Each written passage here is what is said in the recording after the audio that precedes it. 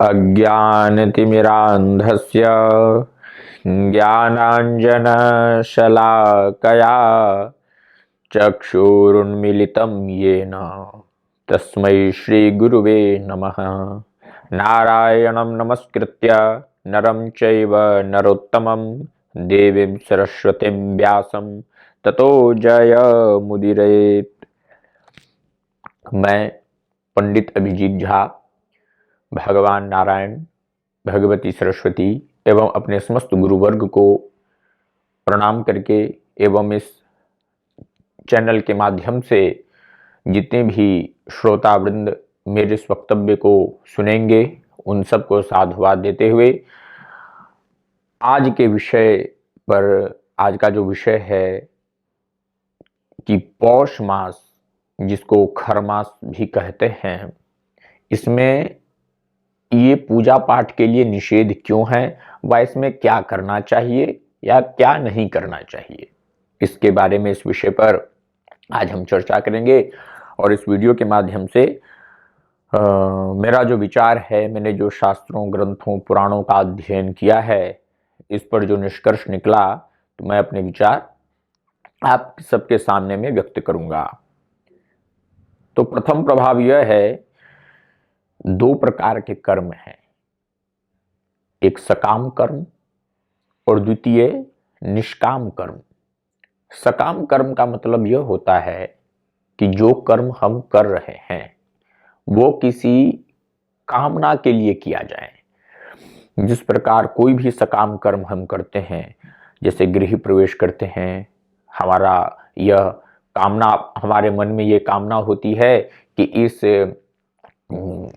हमने घर में हम पूजा करा रहे हैं, हमने गृह प्रवेश कराया है, तो चिरकाल तक हम इस गृह में वास करें, सुख समृद्धि ऐश्वर्य पूर्ण से हम इस घर में वास करें, ये कामना होती है।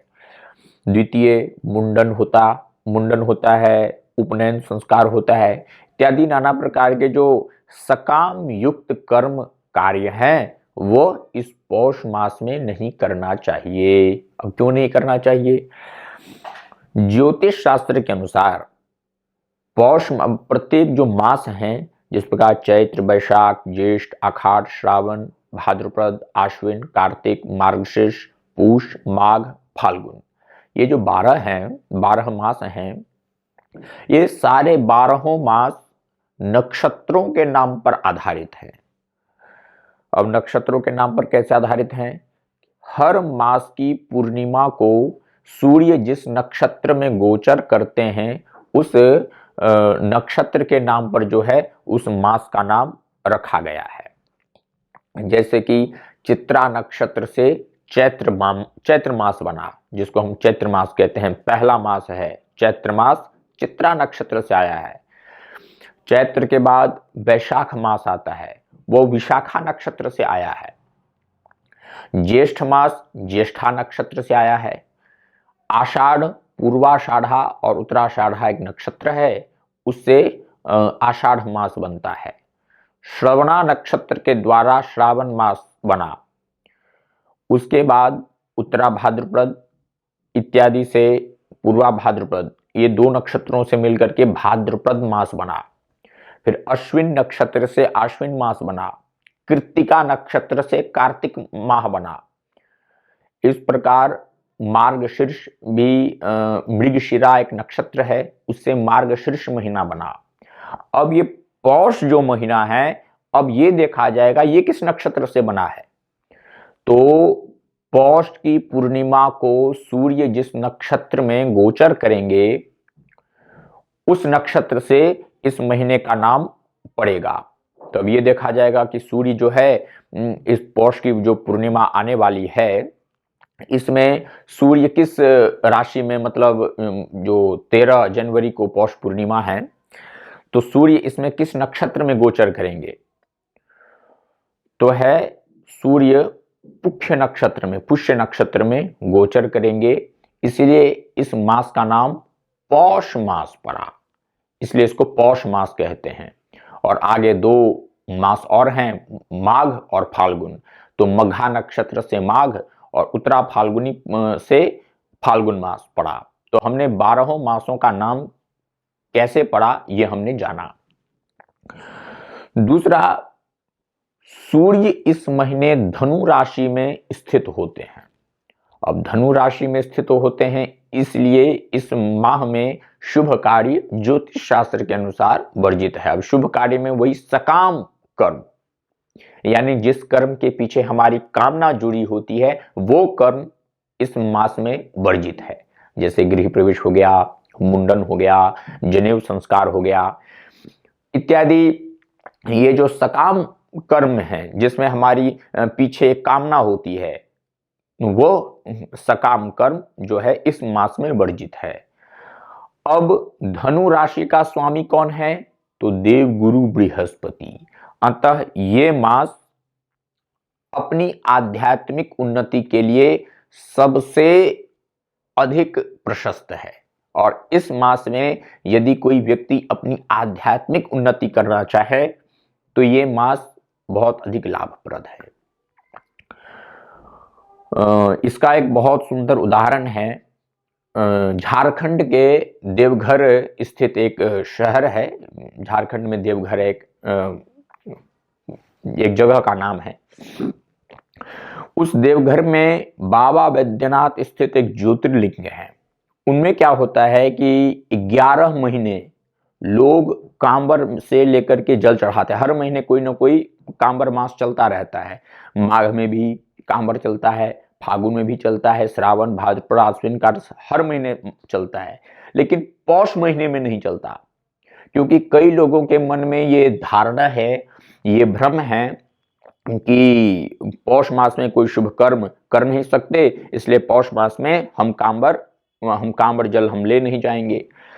तो वहां के जो तीर्थ पुरोहित, पंडा इत्यादि होते हैं वो क्या करते हैं, वो सब अलग अलग खंडों में जाते हैं और सारे तीर्थ पुरोहित पंडा जो हैं पौष मास में स्पेशल जो है सुल्तानगंज से जल लेकर के बाबा को जलार्पण करते हैं।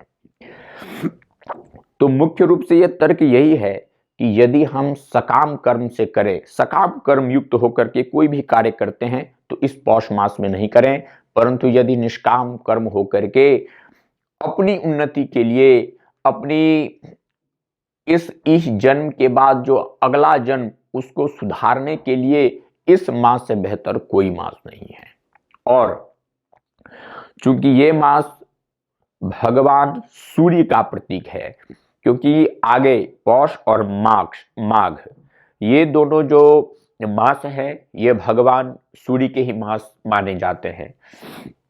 तो जो अगला जो मकर संक्रांति जो आएगी उसमें 14 जनवरी को जो मकर संक्रांति आएगी उसमें सूर्य मकर राशि में प्रवेश करेंगे और उससे प्रथम सूर्य धनु राशि में, वर्तमान में भी सूर्य धनु राशि में स्थित है।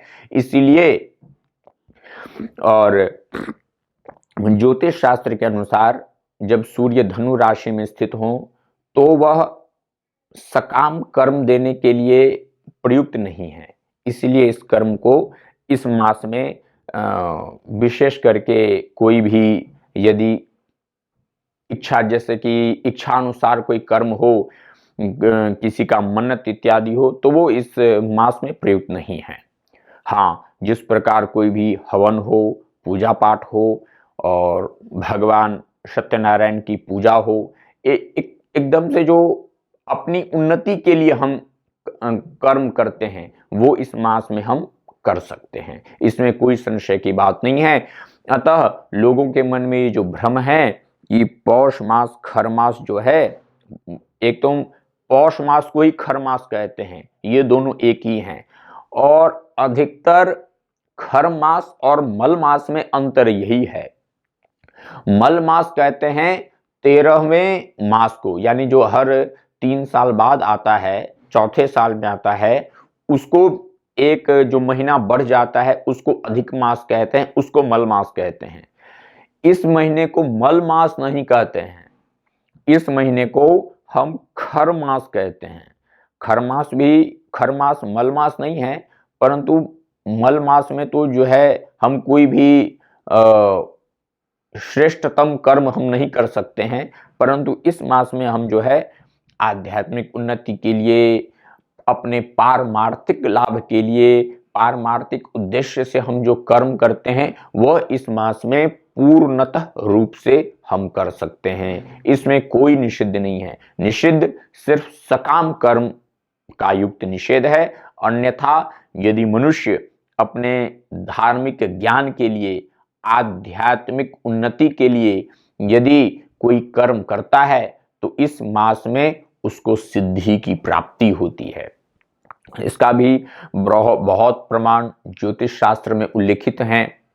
अर्थात यदि पौष मास में, इसका एक उदाहरण है, यदि पौष मास में यदि कोई न करने योग्य काम को करता है तो उसे उसका कोई फल प्राप्ति नहीं होता, बल्कि उसके इतर उस फल का व्यर्थक दोष उस व्यक्ति को लग जाता है। अतः इस पौष मास में क्या कर्म हमें करना चाहिए, इस पर कुछ थोड़ी देर जान लेते हैं। तो सर्वप्रथम ये पौष मास जो है शिशिर ऋतु का प्रसंग है। इसमें बहुत अधिक जो है शीत यानी ठंड मनुष्यों को व्याप्त होती है, पृथ्वी लोक को व्याप्त होती है। और इस मास में सूर्य 12,000 रश्मि रथियों को लेकर के पृथ्वी लोक के प्राणियों को सुख पहुंचाते हैं। इसीलिए इस मास में विशेष रूप से भगवान सूर्य की आराधना कही गई है। और यदि इस मास में यदि कोई मनुष्य ब्रह्म मुहूर्त में उठता है और उठ करके अपना स्नान संध्या आदि नित्य कर्म करके भगवान सूर्य को जलार्पण करता है तो उसको अत्यंत सिद्धि की प्राप्ति होती है। क्योंकि कहा वैसे तो भगवान सूर्य को तो 12 महीने जल देना चाहिए, परंतु इन 2 मासों में, पौष और माघ मासों में, भगवान सूर्य को जल देने का बहुत ही उत्तम विधान कहा गया है। वैसे तो कहा है संध्या स्नानम जपश्चैव देवतानां च पूजनम वैश्वदेवम तथा तिथ्यम षट्कर्माणि दिने दिने। वैसे तो संध्या, स्नान, जप, देव पूजन, बलि, वैश्वदेव और अतिथि सत्कार, ये 6 कर्म प्रतिदिन करने चाहिए। परंतु यदि कोई नहीं भी कर पाता है, परंतु फिर भी यदि पौष मास में वह यह 6 कर्म कर लें तो उसको सिद्धि की प्राप्ति हो जाती है। और जहां तक कई लोगों के मन में यह संदेह है कि कोई भी हमें शुभ काम इस पौष मास में नहीं करना चाहिए, तो बिल्कुल करना चाहिए। हाँ, बस एक इसमें नियम यही है कि हम उस कर्म को सकाम कर्म युक्त होकर के नहीं कर सकते। उस कर्म के लिए हमारे मन में कोई फल नहीं होना चाहिए। और यह सब प्रारंभ होगा अब आगे जो आगामी 14 जनवरी 2025 इससे जो माघ मास का प्रारंभ होगा, उससे फिर जो है शादी, विवाह, मुंडन, उपनयन इत्यादि इसके दिन आगे प्रशस्त हो जाएंगे, गृह प्रवेश। लेकिन अभी पौष मास में ये सब वर्जित हैं। गृह प्रवेश, मुंडन, उपनयन संस्कार, शादी, विवाह ये सब वर्जित हो जाते हैं। क्यों? क्योंकि इसका एक दूसरा भाव यह भी है।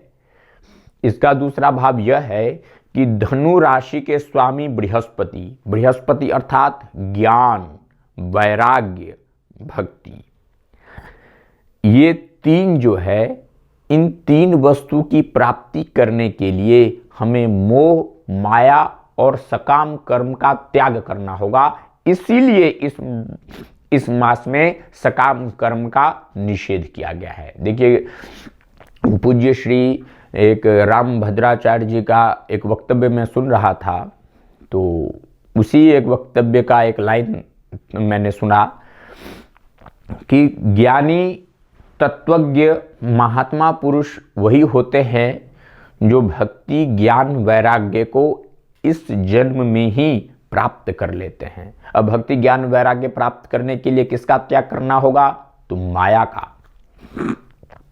और माया का कैसे त्याग कर सकते हैं?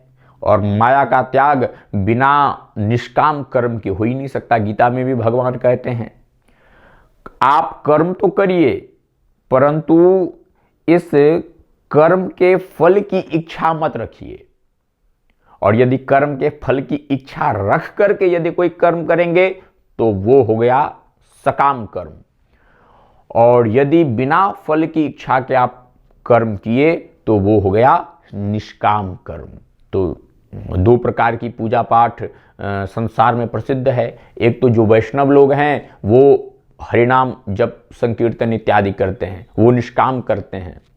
वो कहते हैं कि हमें भगवान से कुछ नहीं चाहिए, भगवान प्रभु परमात्मा को पता है कि इसको किस चीज़ की, किस वस्तु की आवश्यकता है, वो हमें बिना मांगे मिल जाता है। जिस प्रकार एक बहुत उदाहरण प्रसिद्ध है, माता पिता ये बात भली भांति जानते हैं कि मेरी संतान को क्या, किस वस्तु की कब आवश्यकता है, वो माता पिता ये बात भली भांति जानते हैं। संतान को मांगने की आवश्यकता नहीं है और उस समय पर उस वस्तु को माता पिता अपने संतान को उपलब्ध कराते हैं बिना संतान के मांगे हुए। तो विद्वज्जनों, संतों, साधुओं और सब वैष्णवों का ये तर्क है कि भगवान से कोई वस्तु मांगनी नहीं चाहिए। भगवान को सब पता है कि इस जीव को इस समय इस वस्तु की आवश्यकता है, अतः भगवान उसे वह वस्तु उसके न मांगते हुए भी भगवान उसको उपलब्ध करा देते हैं। अब उसका प्रारब्ध कर्म ही दोषी है, वो एक अलग बात है।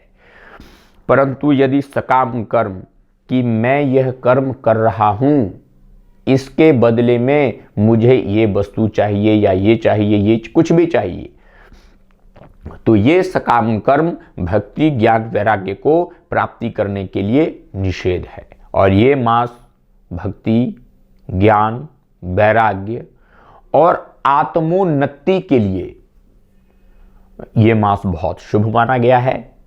तो इस मास में अधिक से अधिक भक्ति ज्ञान और वैराग्य को प्राप्त करने के लिए प्रयत्नशील रहें। और मैं आशा करता हूं कि इस वीडियो के माध्यम से खर मास और मल मास में जो संदेह है कि शुभ काम करना चाहिए या नहीं करना चाहिए, या क्या करना चाहिए क्या नहीं करना चाहिए, इस संदेह का निवारण हो गया होगा।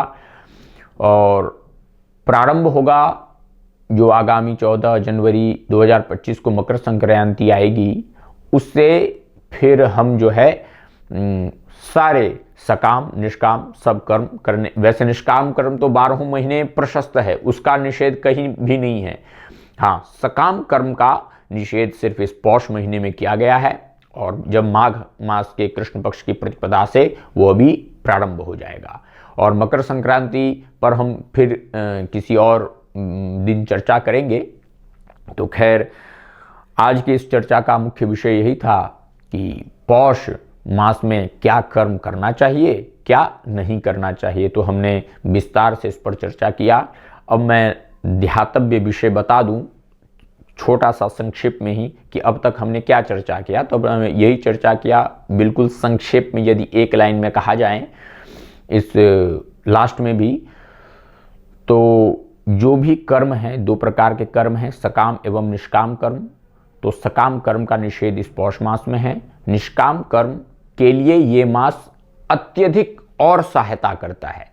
तो इसलिए जो व्यक्ति अपनी आत्मोन्नति करना चाहें, स्वयं की उन्नति करना चाहें, पारमार्थिक उन्नति करना चाहें, उनके लिए ये मास विशेष फलदायी है। जय श्री राम, जय श्री राम।